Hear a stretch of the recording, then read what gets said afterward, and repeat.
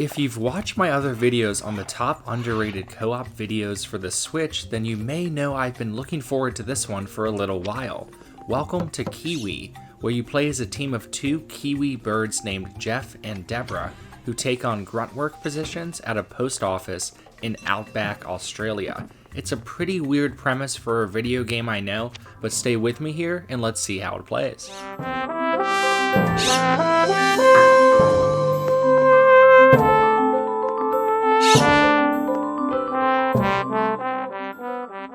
Keywe tasks you with all sorts of outlandish shipping and mailing activities with increasingly escalating mayhem. The levels prioritize fun over anything else, and with everything they throw at you, the biggest challenge is the fact that you are birds with no hands or arms.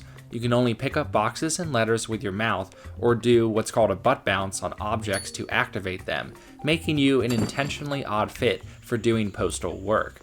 The main game is played out over several seasons, with each day of work acting as a new level.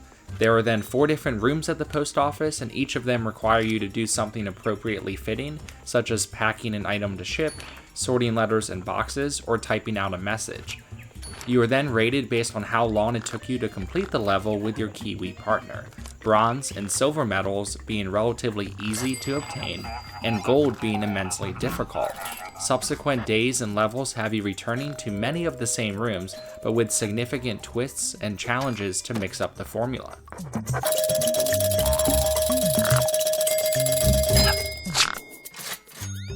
At the time of this review, we have almost finished the 3rd month of our jobs as Keywe postal workers, and I can safely say the game will provide anywhere from 5 to 10 hours of gameplay, depending on how much you want to replay the levels to get high scores. The game is balanced nicely, where if you just want to meander through the levels at a leisure pace to get bronze medals, you can do that. Or if you want to attempt to get the extremely difficult gold medals, you can do that too. I think it's super important for a co-op level based game to have this option so you don't inherently get stuck anywhere, and Keywe has a great understanding of this concept.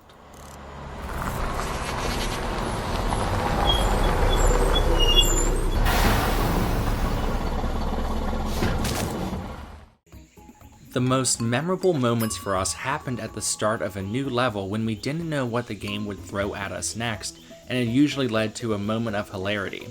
I won't ruin the surprises, especially later on in the game, but some early examples include contending with mayflies who are picking up and moving your stickers and letters, or having to contend with a sandstorm. This led to plenty of hilarious in-game moments as well that had us shouting at each other, but never to the point of frustration like what occasionally happens with games like Overcooked. Going in, I also wasn't sure how fun a game based on normally mundane post office tasks would be, but that concern was immediately thrown out the window like letters at a cassowary, and when you play the game you will understand that reference. I also learned that a cassowary is a real creature and apparently one of the most dangerous birds out there in real life, but back to the review. The gameplay itself also requires a little less communication than other chaotic co-op games we've played, and many tasks could in theory be played in solo mode, which is an option, but for getting better scores and unlocking more stamps, you will need to keep your fellow Keywe in check.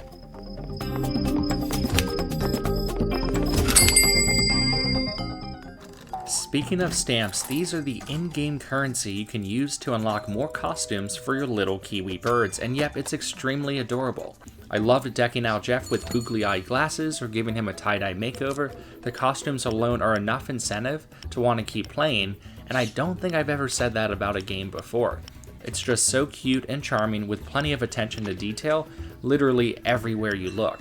On top of the main game, which by the way can be played online with a friend, there are also a ton of mini-games called overtime shifts, and these were an absolute delight. These overtime shifts were some of the highlights of our entire experience and provide a good break from the daily shift work we would put in as Keywe postal workers.